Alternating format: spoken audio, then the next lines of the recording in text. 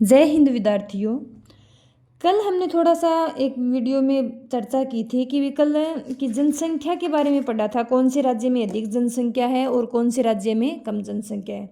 आज हम वही पाठ है, फर्स्ट है, उसको आगे अध्ययन करेंगे, जनसंख्या वाले पाठ का, कि जनसंख्या का घनत्व है। कल देखा था कि एक क्वेश्चन तो कि जनसंख्या का घनत्व कहते किसे हैं। बहुत अच्छा क्वेश्चन बनता है यहाँ से कि जनसंख्या घनत्व किसे कहते हैं। तो इसका उत्तर यही होगा कि जनसंख्या के घनत्व को प्रति इकाई क्षेत्र में व्यक्तियों की संख्या द्वारा अभिव्यक्त किया जाता है। क्वेश्चन ये भी बन जाता है कि जनसंख्या के घनत्व को किस में अभिव्यक्त या फिर किस में व्यक्त किया जाता है। तो फिर किस में व्यक्त किया जाता है? प्रति इकाई क्षेत्र में, प्रति इकाई क्षेत्र में व्यक्त किया जाता है।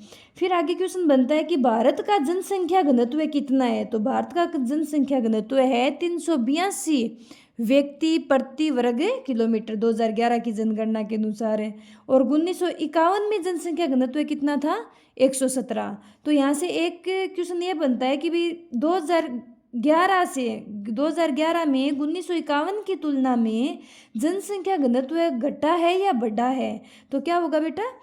बढ़ा है जनसंख्या घनत्व। तो भी 1951 में 117 था और 2011 में बढ़कर 382 हो गया। तो फिर विद्यार्थियों इसमें बढ़त हुई है।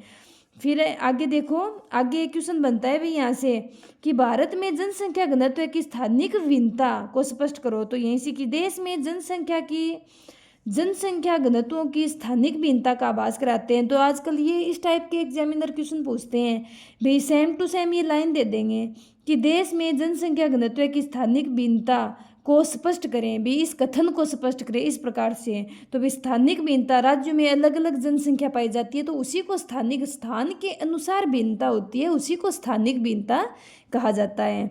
तो इसमें भाई एक तो सबसे कम है, एक क्वेश्चन बनता है कि सबसे कम है वो जनसंख्या घनत्व कौन से राज्य का है। तो सबसे कम जनसंख्या घनत्व है अरुणाचल प्रदेश का। और ये याद भी रखना है कि अरुणाचल प्रदेश का जनसंख्या घनत्व कितना है। तो 17 व्यक्ति प्रति वर्ग किलोमीटर, ये क्वेश्चन बनता है। फिर दिल्ली का जनसंख्या घनत्व है 11,297। दिल्ली एक केंद्र शासित प्रदेश है। तो इसके अलावा एक क्वेश्चन बनता है कि सर्वाधिक जनसंख्या घनत्व वाले राज्यों के नाम बताएं। भी सर्वाधिक जनसंख्या घनत्व कौन कौन से राज्यों का है? तो सबसे अधिक तो जनसंख्या घनत्व है बिहार राज्य का। उसके बाद में जनसंख्या घनत्व में अधिक है पश्चिमी बंगाल। तो बिहार का है 1102, पश्चिमी बंगाल का है 1029 है।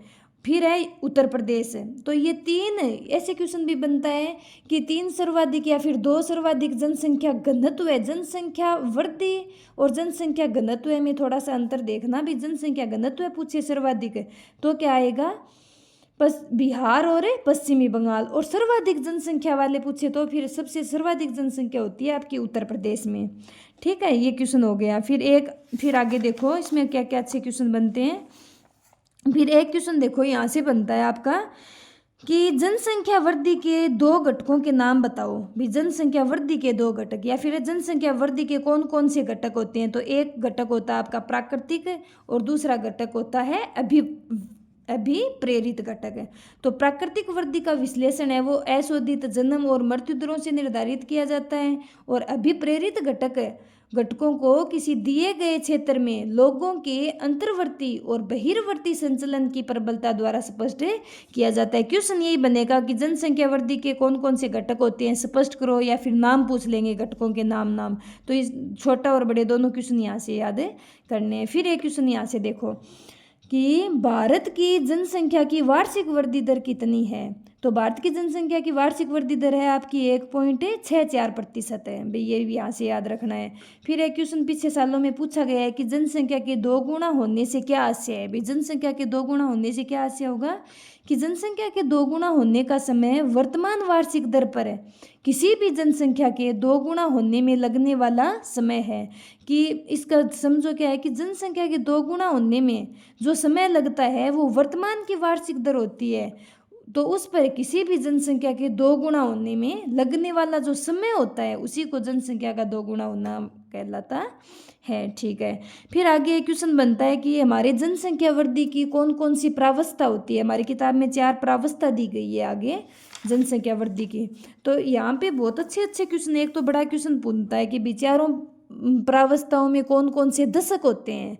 तो दशक होते हैं 1901 से 1921 तक है। पहला दशक क्या है, प्रावस्था क है, उसका काल है 1901 से 21, दूसरे का है 1921 से 51 है, तीसरे का है 1951 से 81 और चौथा है 1981 के पश्चात। ये 4 प्रावस्था है। फिर यहाँ से आपकी विशेषता पूछते हैं भी प्रथम प्रावस्था में क्या क्या विशेषता है, द्वितीय में क्या है, तृतीय में क्या है, चतुर्थ में क्या है, ये चारों यहाँ से देखना है। एक छोटा क्वेश्चन बनता है, पीछे के सालों में आया हुआ है कि कौन सी अवस्था में या फिर कौन से दशक में पूछते हैं, सॉरी, कि कौन से दशक में ऋणात्मक वृद्धि दर दर्ज की गई है। तो कौन से दशक में ऋणात्मक वृद्धि दर दर्ज की जाती है, 1911 से 1921 के दशक में। ये बहुत अच्छा क्वेश्चन बनता है।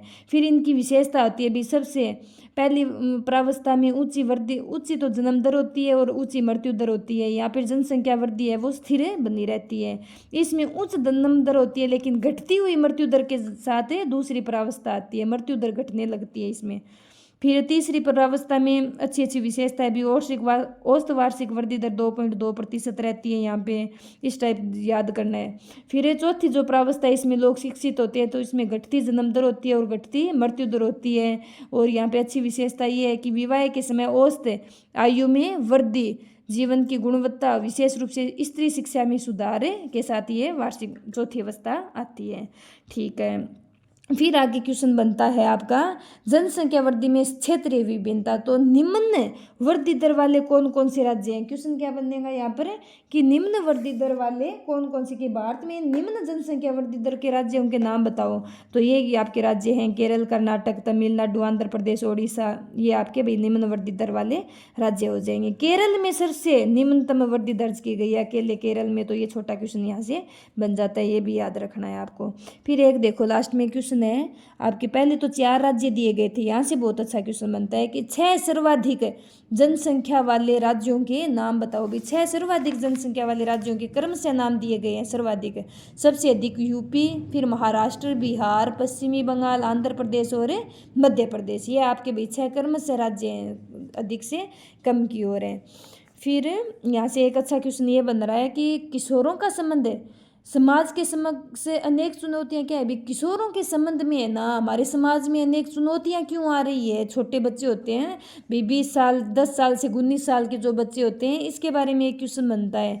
तो ये यहाँ से एक क्वेश्चन तैयार करना है, इसका उत्तर यही होगा भी स्त्री निरक्षरता है वो हो रही है, विद्यालय विरत छात्र है, पोषकों की निम्न ग्राह्यता, किशोरी माताओं में उच्च मातृ मृत्यु दर है, HIV एड्स के संक्रमण की उच्च दरें, शारीरिक और मानसिक अपंगता और मंदता, औषध दुरुपयोग और मदिरा सेवन है, किशोर अपचार और अपराध इत्यादि। इस टाइप के मतलब यहाँ से ये इसका उत्तर बन जाएगा।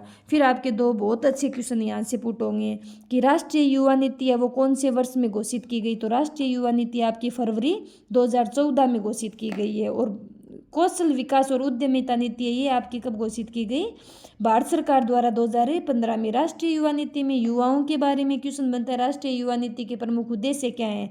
तो देश के युवाओं को अपनी क्षमता का उपयोग करने के लिए सक्षम बनाना और उन्हें भारत को राष्ट्रों के समूह में अपना उचित स्थान प्राप्त करने में सक्षम बनाना राष्ट्रीय युवा नीति के बारे में कहा गया है। चलो धन्यवाद विद्यार्थियों, आज के लिए इतना ही।